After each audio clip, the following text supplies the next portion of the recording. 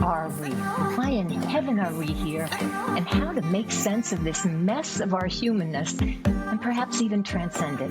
Welcome, everyone. From whatever nation state or emotional state you might be in, dawn of an era of well-being is the place to tune in. We're going to deep dive into uplift with insight. And I'm thrilled to welcome our two formidable hosts, two-time Nobel nominee and founder of the Laszlo Institute of New Paradigm Research and the Club of Budapest, Professor Ervin Laszlo, and a fourth-generation family business entrepreneur who's the founder of ITEA Institute Quantum Leadership Center, Fred Tsao. I like to start each episode by acknowledging our worldwide audience, for whom some are lucky enough to be thriving in this remarkable new environment, but for so many, they're not. It's really challenging. Dawn of an Era of Wellbeing podcast and book hopes to offer real comfort to the global community, helping us awaken to a new paradigm and a new era of well-being. We encourage you to not only read the book and hear the podcast, but to feel them, to start awakening your senses to different ways of perceiving beyond just our ears, just our eyes, because this is the space that Ervin and Fred refer to as consciousness, and that's our comfort zone, if you will, for the long term. So before I introduce today's illustrious guest, Michael Tobias, I have a very simple question for you, Ervin. Who says that our species is meant to survive?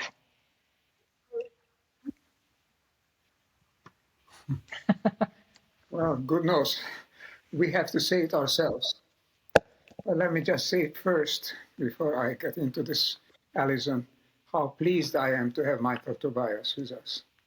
He's a naturalist, somebody who knows nature and the ways of nature and knows it firsthand. He has explored this earth, this planet, the surface of it, life on it like few other people have. And he has the wisdom to draw conclusions from it.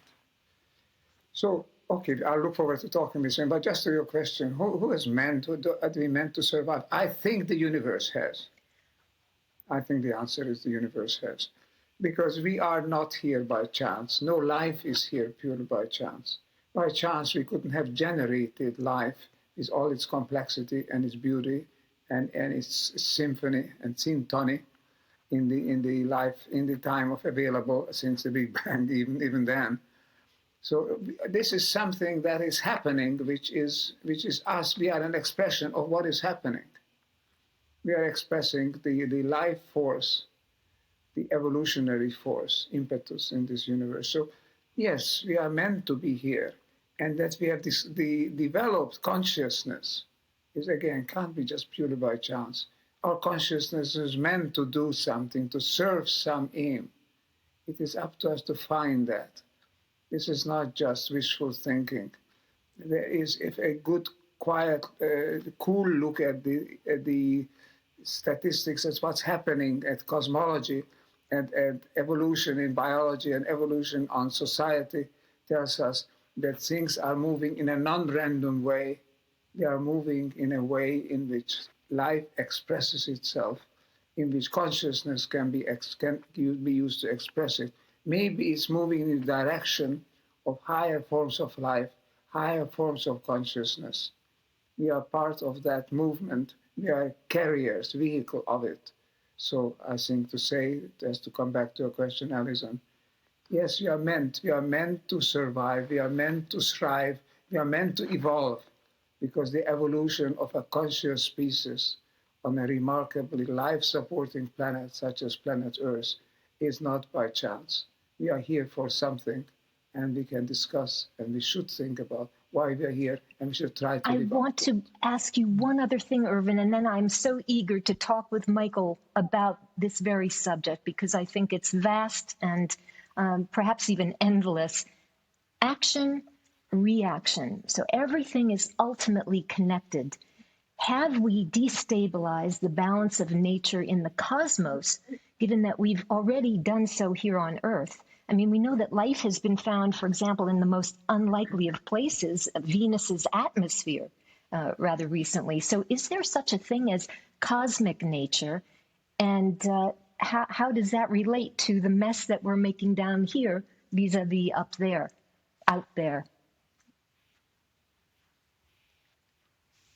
I think the great lesson, and we can hear more from Michael on this, one of the great lessons that we can draw from the findings is that life is not a happenstance, not something that just happens on this planet.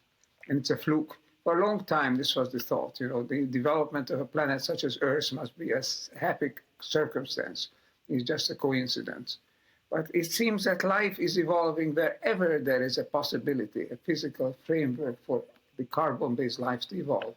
It seems to be evolving. The deep seas and near volcanoes, in near active stars, even in space, the evidence is overwhelming on this. It's very recent, actually, in the last 10, 20 years, perhaps. There's more and more of this coming forth. Many planets that are life-supporting planets, and life is emerging wherever possibly it can. So this is something that we should take seriously, draw some conclusions from, because we are an expression of the life that evolves everywhere in the universe. We are relatively highly, we don't know, that is much higher probably elsewhere in many places, but on this planet we are perhaps the most evolved species in the sense of a higher level of consciousness, very high complex organization of our nervous system, of our whole body. I think we are still a remarkable species on this earth, and we should protect that and should use that remarkable ability to further life elsewhere on this planet. Even if we can't further it elsewhere in the earth, not directly, perhaps telepathically we can, but certainly on life on earth we can further. And it is our job to further it so that life and consciousness could evolve to higher and higher levels. It's hopeful and it's thrilling what you're saying. And I think we're going to jump right into the discussion with Michael because there is so much to unfold here. So before we go to you, Michael, I'm going to give you a proper introduction because it really is quite rich. Michael Charles Tobias, ecologist, author, filmmaker, historian, explorer, anthropologist, educator, and nonviolence activist. His work encompasses ecological anthropology and aesthetics, the history of ideas, environmental psychology, comparative literature, philosophy and ethics, global biodiversity, field research, systematics, deep demography, animal rights, and animal liberation. Wow, already that's a mouthful.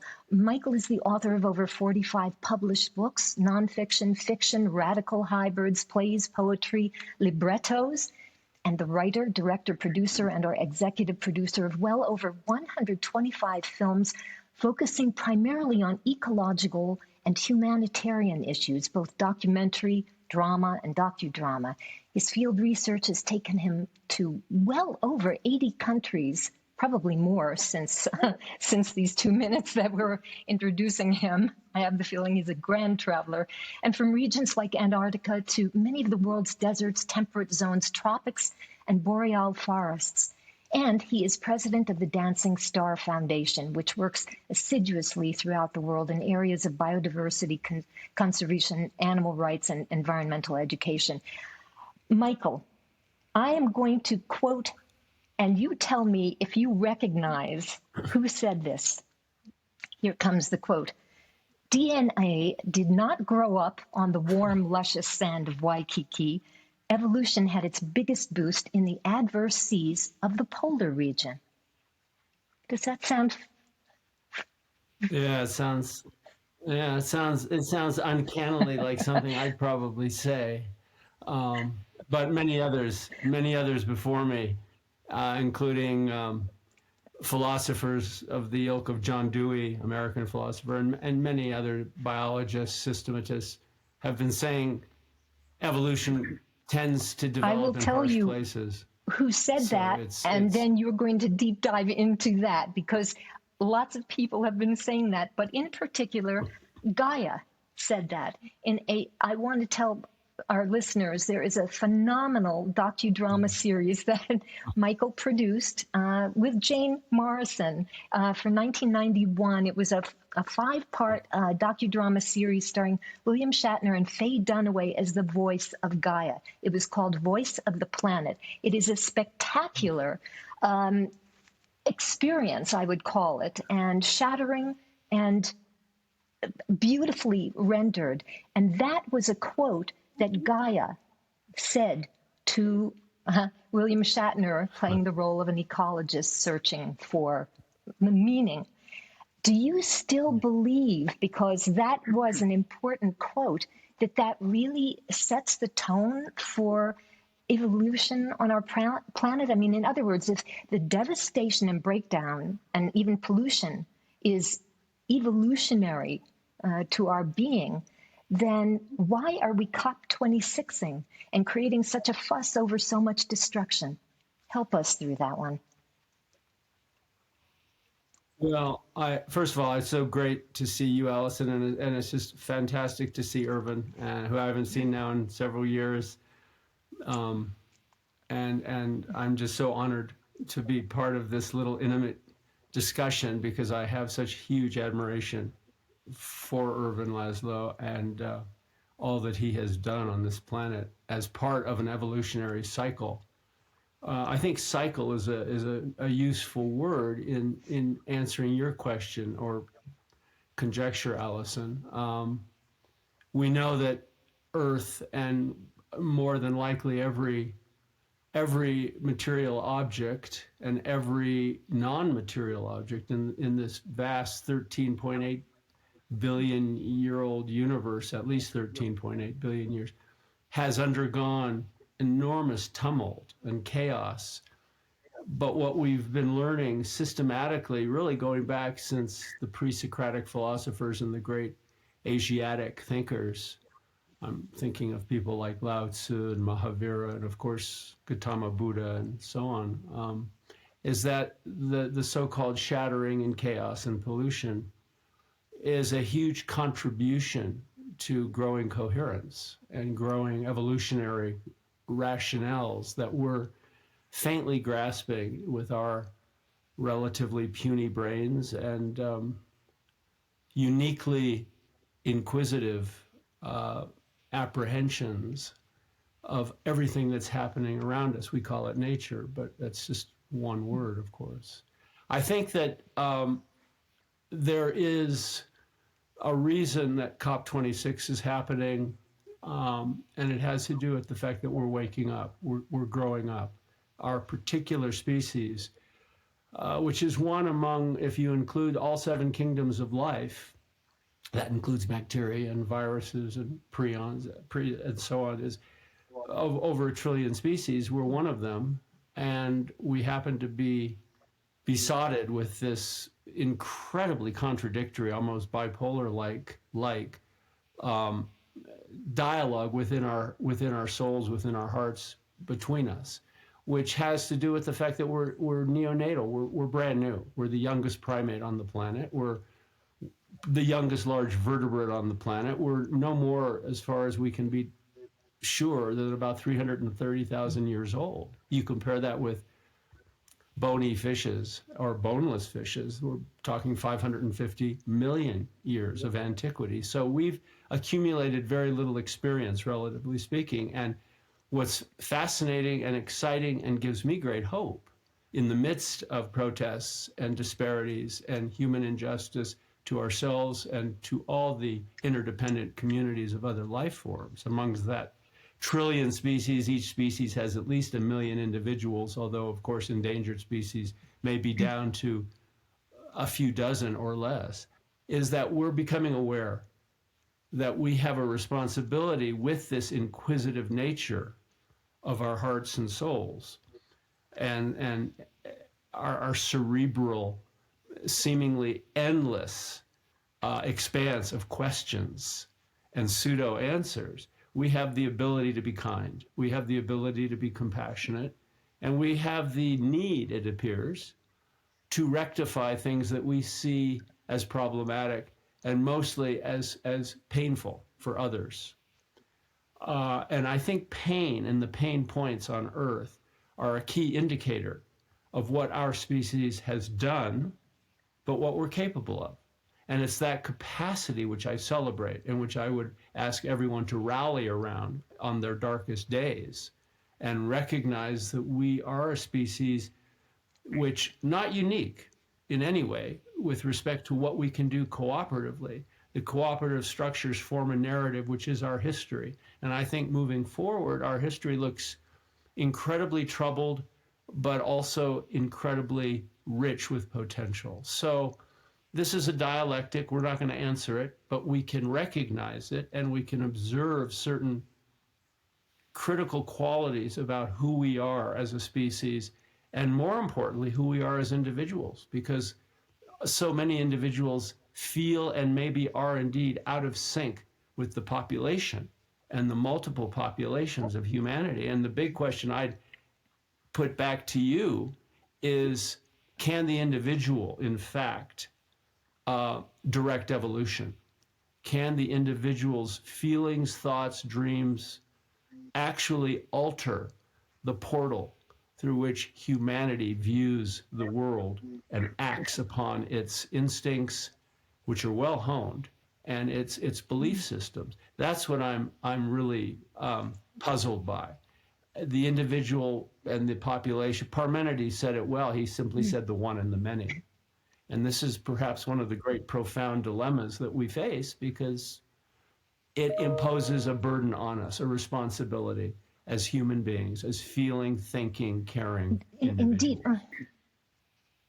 Please, Ervin. I think, if I may add, the individual has a unique responsibility, because the individual is conscious of what is happening, isn't just experiencing, is experiencing that it's experiencing. There is a retroactive functioning in here. So this is a unique potential to rectify what you recognize as a mistaken path, getting away from the ways of nature. The individual is powerless in the political sense by himself or herself. But in this field of nature and evolution, only the individual and groups of individuals can really provide a change, can make a change, a conscious change. Sure, our DNA might change by accident, by mutate, but the purposive mutations that we can bring us a more higher form of life, a higher human being, is up to the individual. Margaret Mead said it, as you all know, we have quoted it a lot. Never doubt the power of a small group of people to change the world. And she had nothing else ever has. But certainly, the individual doesn't change the world directly, but the individual can change the world by being that change, which in an unstable, crisis-filled world can actually provide that fluctuation, that nucleates and then changes the world, the butterfly effect. A small thing can create that change. We are here, and we can form critical mass. We can form the critical mass that together can create that impetus that changes the world. Just one thought to add. We don't know, but it's important to try to inquire that even our thinking can change the world.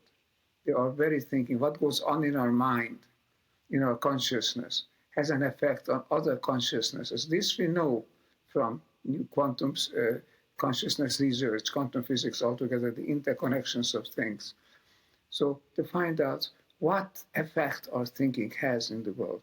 It has an effect, obviously, to our behavior, because it affects our behavior. And behavior has an effect. But perhaps consciousness itself has an effect. So I just want to get back to what Michael raised, this question, the role and the responsibility of the individual. I suggest that there is more to be found out than we know. How individual consciousness can interact with the species consciousness, and how that can make a critical change that can decide whether we go down the drain or up, shift up to a new level of being and well-being. Yeah, I think that, I'm glad you mentioned the quanta, and I think what I call the biosemiosphere, which is the biodiversity of the planet within the concept of communications, semiotics, the signal and the signaling, and the receiver. Think of a transmission tower that's neural in every species. We can't gauge these things by mere metrics, because they're they're very tricky. They're, as Einstein and others said, spooky at a distance, in the sense that a tiny little insect may have more neurons than a large mammal. So even at the neural hierarchy, we're mistaken if we simply go by the numbers. I think Ervin is completely correct with respect to the conscious interjection and relationships that can be engendered.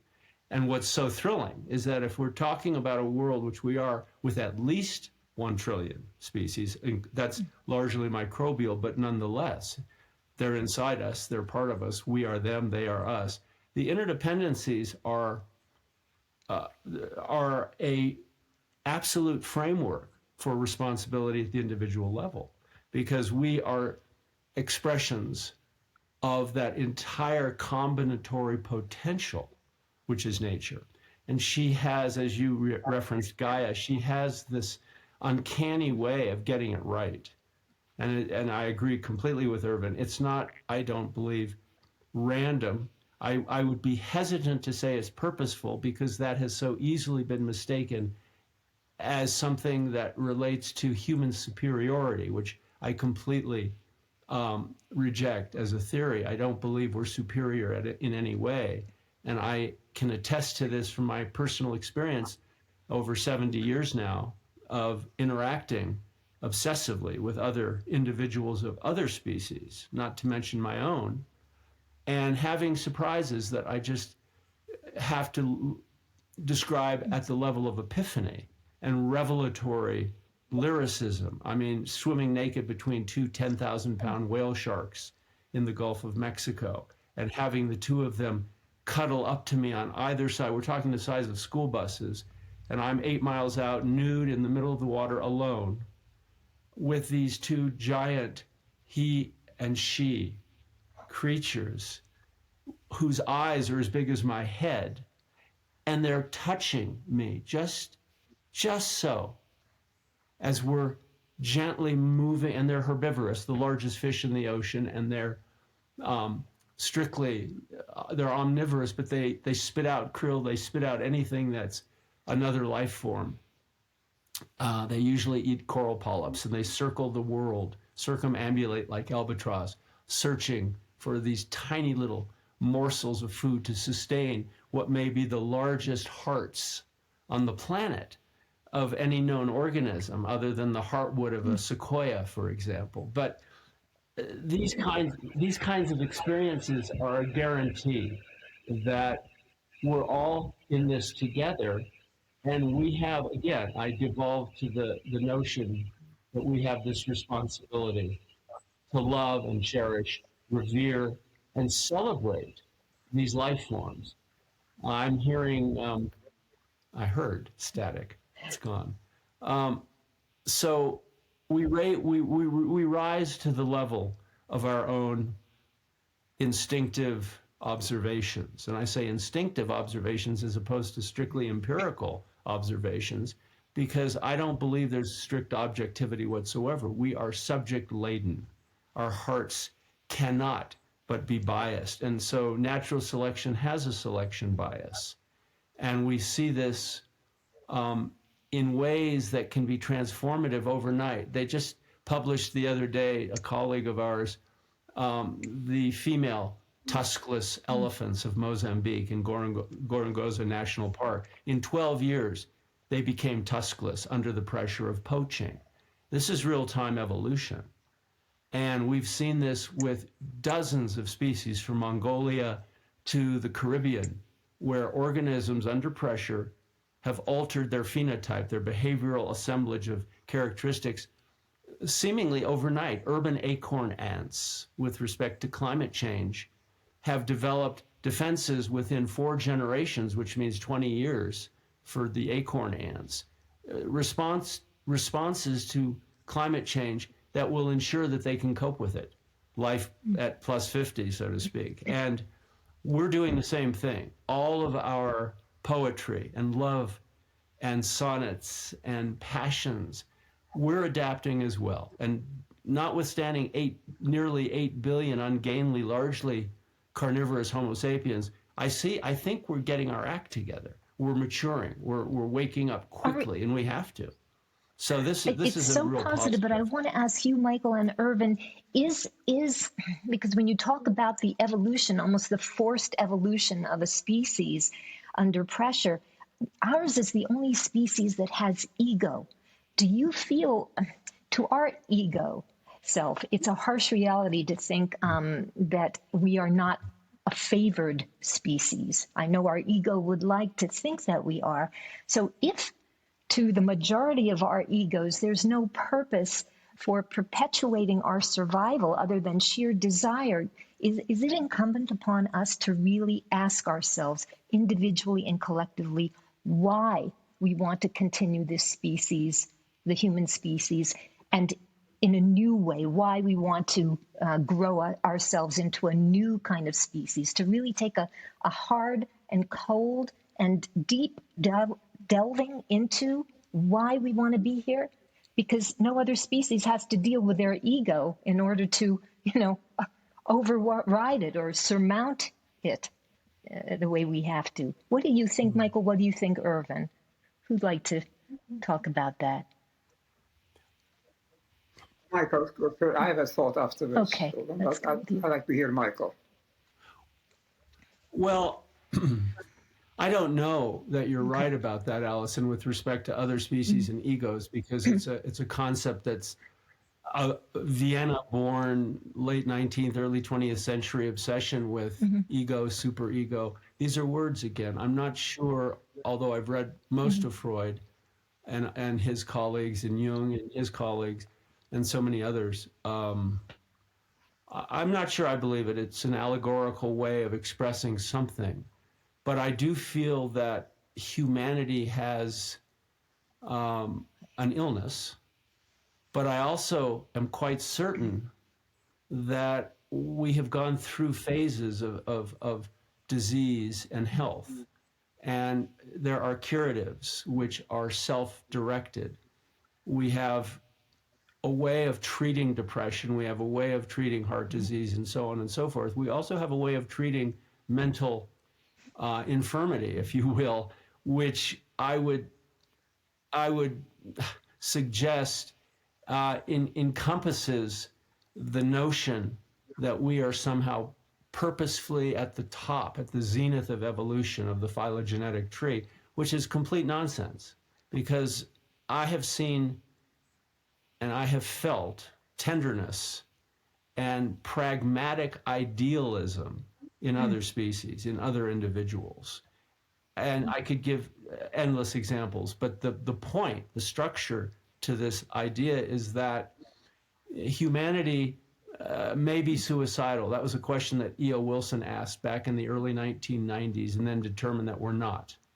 And when I look back at, for example, Paleolithic aesthetics, it was the late French paleontologist Leroy André Gourhan who almost came up essentially with an algorithm for divining the metaphysics of cave paintings, what was going on in the minds of our near ancestors just 25, 30,000 years ago as they described harmoniums, complete pictures of life as they saw it and felt it and were part of it. And mostly humbly. It's not until about 6,000, 7,000 years ago in the sub-Saharan Neolithic that we start to see aggression manifested in aesthetics. So there was a point, there was probably a 300,000 year period in our growing up where we were making peace, making love, not making war. And so we know exactly how to do this, how to cure this current consumptive malaise, which is an aspiration we should not be surprised by, because comfort is comfortable. Warmth is warm. And good food is delicious, and so on and so forth. And every human wants and aspires to the same thing. So we should not be surprised that we're going through this current tumultuous transition. It's part, I think, of what every species goes through.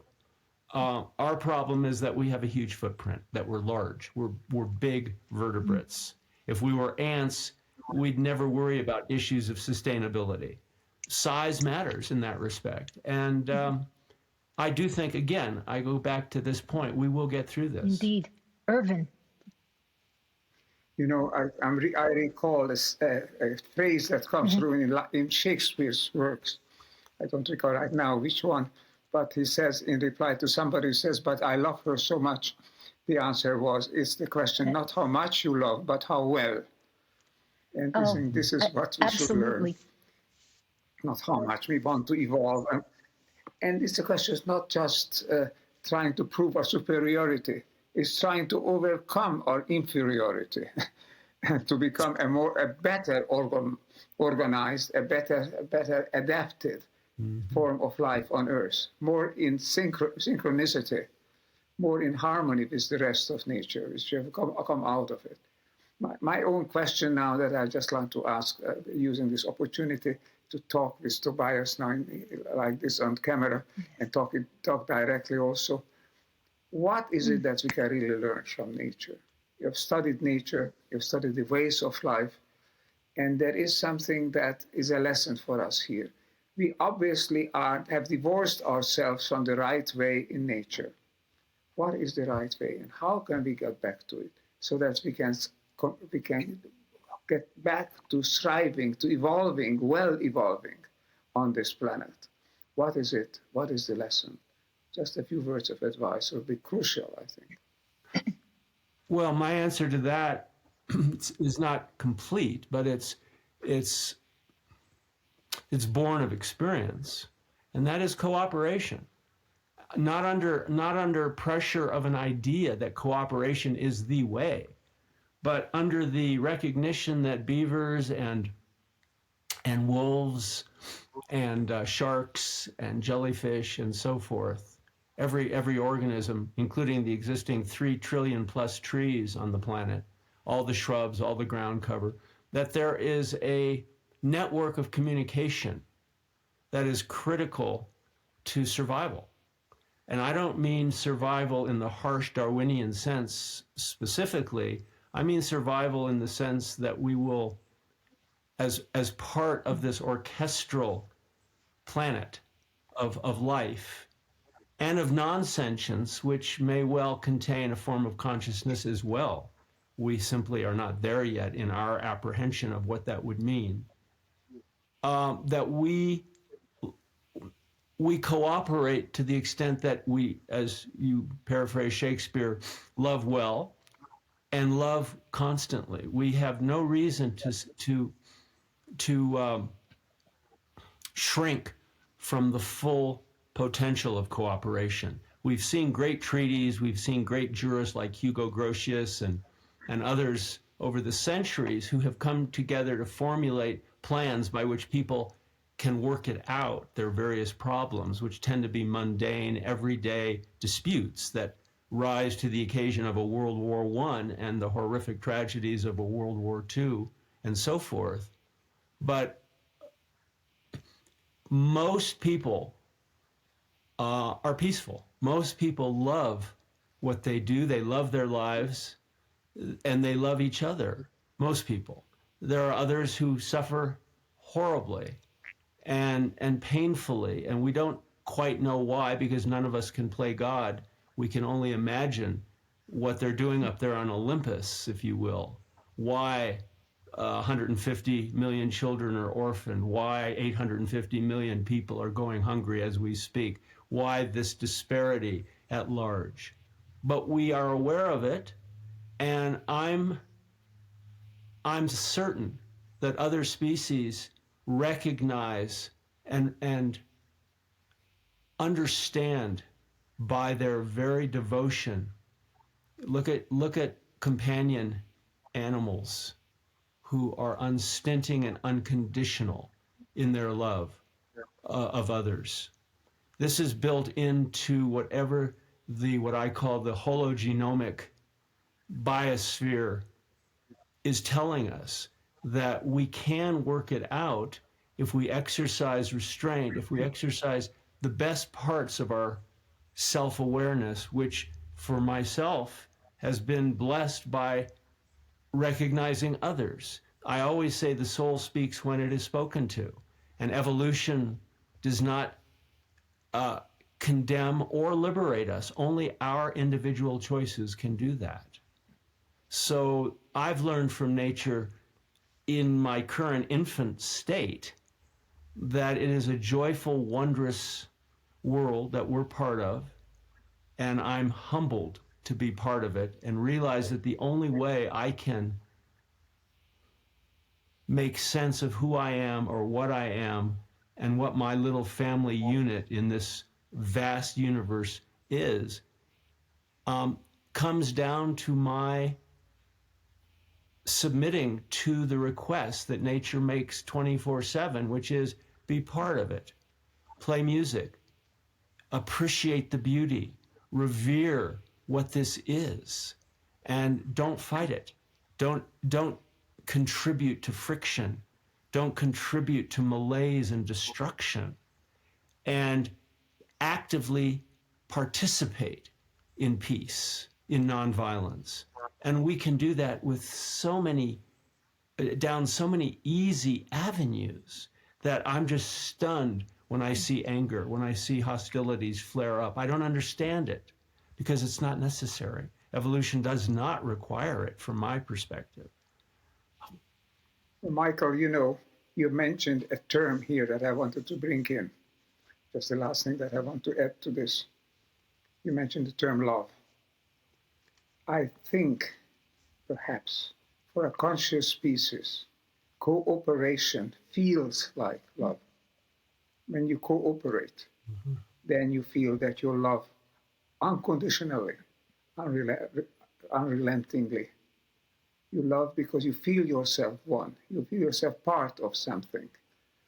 Maybe the motivation, the impetus, the drive for evolution, for regaining our evolutionary integrity, is to allow ourselves to feel love.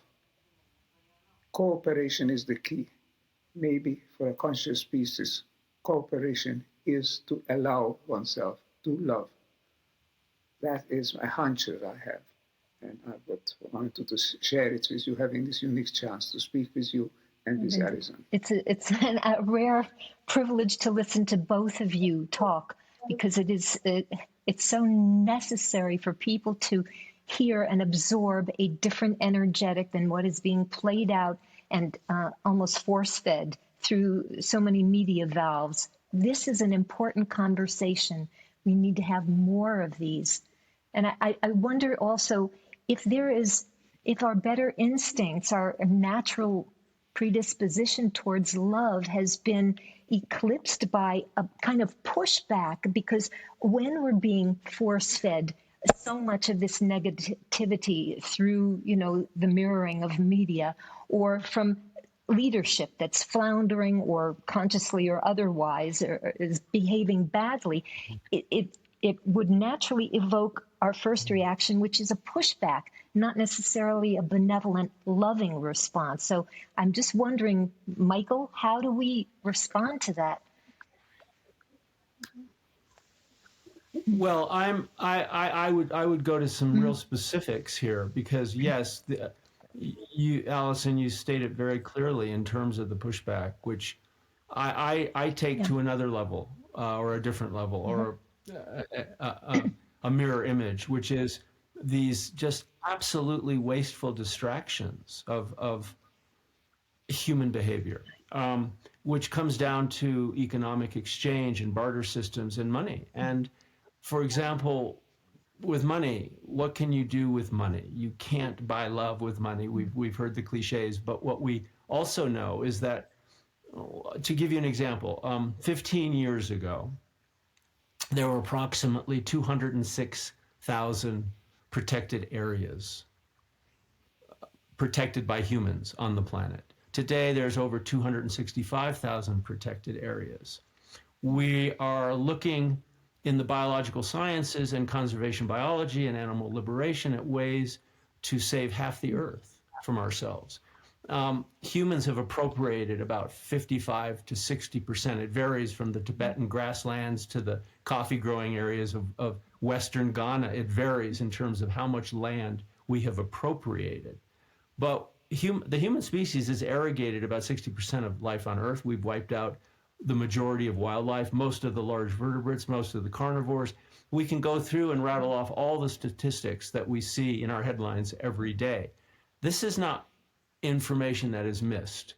People are grasping the causes and effects, the consequences of our incredibly harmful footprint, not just carbon and methane, but all of the noxious gases, hundreds of greenhouse gases, and more importantly, the extractive nightmare of greed that relates back to your ego and superego of the corporate world and its absolute dismissive nature toward so-called employees. This was Das Kapital, Volume 1. In this, around page 600, Marx wrote about the expropriation of farmers in the Scottish Highlands. He wrote eloquently about the inequities of 500-year-old agricultural traditions eclipsed, to use your word, by British invaders overnight, farmers being burnt to death who would not leave their hamlets. This was Marx at his fundamental best. And from that came, of course, the whole manifesto. And from that came revolutions. And from that came glasnost. And from that came, again, tyranny in Russia that we're seeing today. So these cycles relate to human awareness, and the polarization that we see now in countries like the United States, where you have real madness at large, denial and brazen hatred and insurrection type anger and violence. We've got to go from there to recognizing that 2 to 3 trillion animals are killed every year for human consumption. So we've got this gap that is enormous. And if it's not resolved quickly in human hours, we will see the extinction of most species on Earth and a depauperate planet that looks more like the surface of Mars than the surface of the planet we in this generation are so privileged to be able to enjoy and be part of, more importantly. So those distractions are terrible because they are redirecting critical energy and finances that we now know can be used at moderate levels to save life. We know what it takes to save an endangered Florida cougar or a California condor or the Gobi desert brown bear, of which there's fewer than 40 individuals left, the rarest bear on the planet. We know how much it costs to save these species. The kakapo, the flightless parrot of New Zealand, iconic species, the kiwis, which are dwindling. Even the cinnabar trees on the Yemeni island of Socotra, going extinct because of climate change. So we do know how to reverse these trends, and I'm just so brokenhearted when I see the waste of time and energy and funding because of dictators and people who are trapped in countries like Myanmar by the dictators, when we could be spending that money to save 30 billion chickens that are slaughtered in Auschwitz-like Holocaust situations every year. So we've got a long ways to go. And can we do it? Will we do it? Is this random or is this purposeful?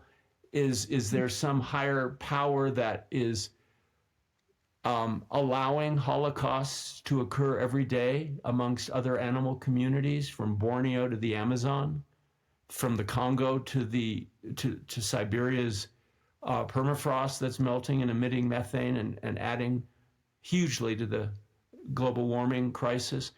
I don't know. I only know that we can do what we are as individuals destined perhaps to do, which is to show our love, to show our care, to be rational, reasonable, and very purposeful about it. Mahavira is said to have used the phrase in Gujarati, all life is interdependent. Paraspahagraho jivanam. Every being is dependent on every other being. This assemblage is a biotic community, and there are commons, as the great biologist from Santa Barbara, Garrett Hardin, raised in his 1968 science piece, The Tragedy of the Commons, in which greed overtakes responsible shepherding of the earth. So we have this point in time in which we see the protests in Glasgow and elsewhere in the world, and we're not protesting anything other than our own species. Imagine. That's what we're protesting. But and please, no, continue. Yeah, puts us in a very interesting place. It's confounding, Michael, isn't it?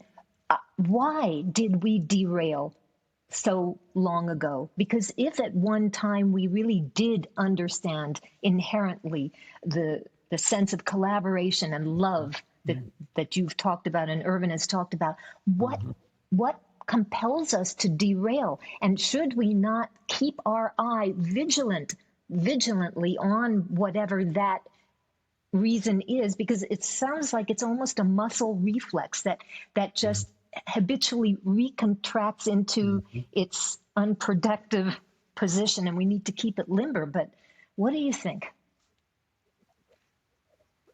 That's well spoken. I mean, there is a muscle man mentality that we can date back to post-matriarchy, and obviously the oppression of women is one of the through stories of this terrible transition in the human psyche and its behavior. But the oppression in general, the killing of other species, that's one of my mentors when I was doing my doctoral studies at UC Santa Cruz. The late Nancy Tanner was an anthropologist who really studied hunter-gatherer societies and was one of the few early individuals who really called it out as I believe it was and is, namely that women who were principally doing the gathering, not hunting, were propelling this paradigm into the future of vegetarianism. And some people may think that's more sentimental than not. Albert Schweitzer, of course, applauded all sentiment. He believed if we lose sentiment, we're lost, period. And so I think we need a world where all children who are orphaned can be adopted as opposed to couples feeling they must have more children. We have to stabilize the human population, lower our consumptive levels dramatically, which is, of course, the emblematic message of a COP26. But it's also critical that people change their diets to stop killing animals, change their behavior to stop consuming this gigantic appetite, which is completely a key component of obesity at all behavioral levels, and embrace what people like Duane Elgin have described for years of voluntary simplicity. But before Duane, of course, monks for thousands of years have exhibited and exemplified the merit of fasting, of periodic fasting, of voluntary simplicity, I'm not saying we go back to caves and monasteries, but in a sense, as Keats himself, the great poet, said, my mind is a monastery, and I'm its preeminent yeshiva bocher, or student of learning, of wisdom, and we need more of that, because as Wordsworth so rightly said, the world is too much with us, and we are that world. We have to somehow figure out how to nullify the worst instincts in ourselves, and we can practice it. It's not just a meditation; it's a behavioral practice. Go out and sit and observe nature. Watch the squirrels as they deposit their nuts this time of year in 20 different caches where they know they'll be able to find them again when times get rough and it goes below zero. Watch every bird, listen, try to understand, because they are not just songbirds. They're Mozarts. They're not just fish in the stream. They're Beethovens dealing with currents, searching for something. They are vivid reminders to us that little spider in the corner of your ceiling or in the bathtub needs to be rescued from your gigantic bath, that an ant is precious, that the greatest aerodynamic creatures on the planet who weigh 0.00038th of an ounce, namely the housefly, try building one. They're miraculous. So we have to come to that level of understanding about what's going on. Turn off the white noise and tune in to this absolute, unblushing, symphonic revelation, which is in our armpits, in our guts, and in every square inch of topsoil on this earth. Tune into it. Become part of it. Become a responsible player in the orchestra. That's the challenge. I feel like I've just experienced a symphony in listening to what you're saying. You really bring it so home and so into our heart. Maybe we need to rebrand this sixth mass extinction as the sixth mass evolution, so at least there's some kind of way of pivoting our perceptions. Yes. That's interesting. That's a very good. So let's initiate it is that it kind is. of lingo and that kind of thinking that you're describing. Yeah. It's critical, because isn't it a reinforcement? Aren't we sort of almost regurgitating all of this noxious, toxic stuff? We can't digest it. Yeah. Yeah, we are. Yeah. Yeah, we are. Yeah, we are. Yeah, we are. And you can stop it. You can cut it off at any moment. And it's not like going on a diet. That would be a horrible way to approach it. It's like I'm simply saying, go back to yourself. Go back to who you really are. And as Thoreau said, live life deliberately. Be aware of what's happening. And more than aware, be part of something greater than yourself. That's true love. That's agape in ancient Greek, and that is goodness and benevolence and activist love. You have to love. You have to be kind. We just published a book that just came out this week, a treatise on kindness called Ecological Reciprocity, that looks at the co-symbiotic nature of existence.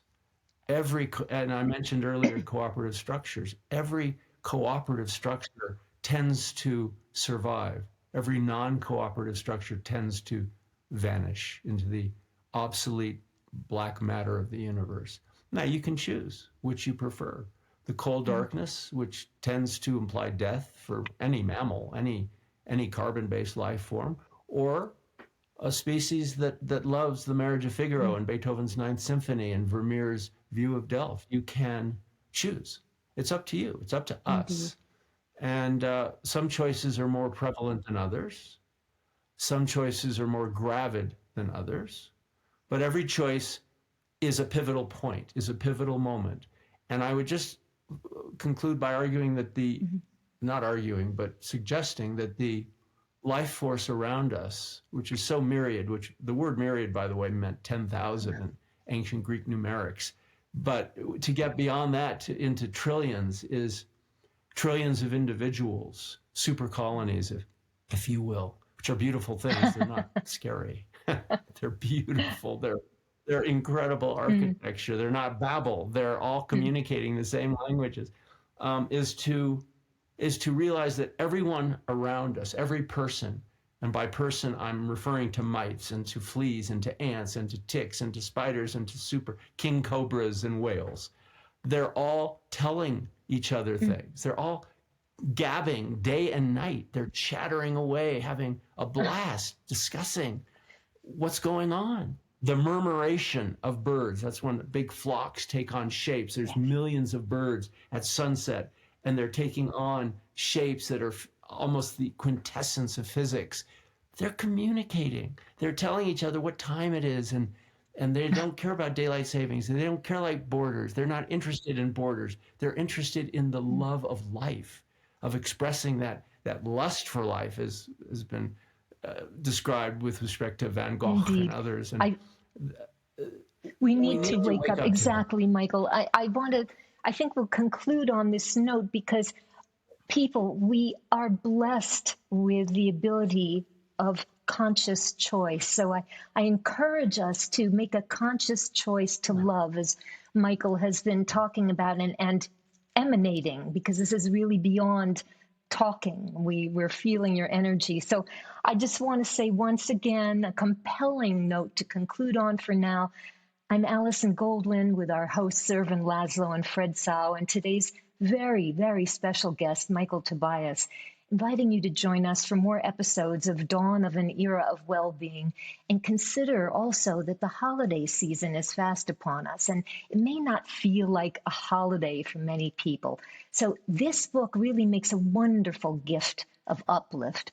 The bravado of our ego has historically gotten the better of us. So when we build a new paradigm for humankind, let's try to include humankindness. Stay tuned and stay attuned. And now for a few words from our co-host, Fred Tsao. So who is to say that our species, humankind species, is meant to survive? What's your view about this? And this is the critical question that we want to ask. Well, it would be a pity that human doesn't survive. But species come and go, you know, and it's just part of the fact. But it comes into balance. So what is more equal? Is a tree more equal? Is the sun more equal? There's a biological balance. But certain things, they can't go. Like, is human being more important than a pile of shit? I think if there's no shit in the world, there will be a lot of ecological problem. But without human being, there's probably less. However, human beings are not just any animal. We are the most creative.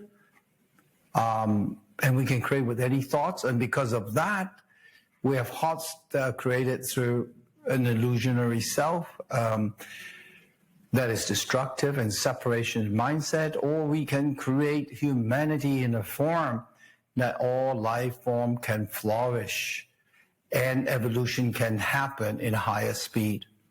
So it would be a pity if humans disappeared. Humans are both ignorant and wise in the same time. All we need to do is choose how we're going to awaken. And so we're in the state of creative humanity that works for life. Because there's only life, and everything is life. And we are life. We're not more, not less. That is a commonality of all things. Even the universe, every bit is life. And so when we awaken to life is everything, and we're the representative of the most creative form, it's very important. Look at human being. We can put a bunch of soil, a bunch of minerals, and we create this AI robot that can probably walk around and elevate its consciousness and do things. So human being is very creative. And look at what we're creating, an extension of life, a life system of 8 billion people, almost mimicking our life system of 50 trillion cells. An extension of us, not only the social, ecological life form, but also we're creating artificial human being. So it'll be a pity if a human being don't awaken to his role in the universe, or rather its role in life itself. So thank you so much. So in 1 minute, if you could, Chairman, from the Eastern view, is there such a thing called a cosmic nature, or what you mentioned just now as the cosmos energy? And how do we calibrate this or restabilize this cosmic energy within the humanity? Yes, of course. You know, the form of the cosmos is called the Taiji, or we call it the universe. The cosmos is the Wuji in the Chinese version, and the energy that linked them between the Taiji and the Wuji is the Tao, the energy of all creation. And the cosmos is mental, and therefore Tao expresses itself in human being or anything of creativity in thoughts. And as I said, humans, the most creative, and they create the Taiji, which is all things, or all with form, or the universe itself, or the expression of life. And there is a purpose in this whole thing. And as you can see, the universe expand, and it goes both ways in the Big Bang. It goes to the infinitely large, and it goes to the zero. This is how it works. And our thoughts are on the quantum level is moving so fast. If that zero could be just one thought that is steady. When we reach there, the infinite small, the infinite large, now the creation process would then probably changed.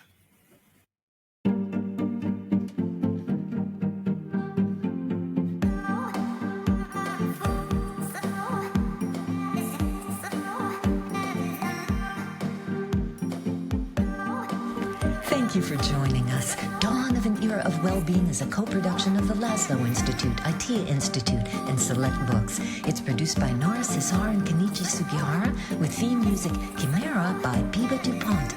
The book, Dawn of an Era of Well-Being, co-authored by Ervin Laszlo and Fred Tsao, is available wherever books or ebooks are sold. Please subscribe to Dawn of an Era of Well-Being, the podcast, on Apple or Spotify for more fascinating guests and discussion. My name is Alison Goldwyn, founder and creative director of Synchronistery.com, a future party for the planet, broadcast live worldwide. Wishing you well-being till we talk again next week.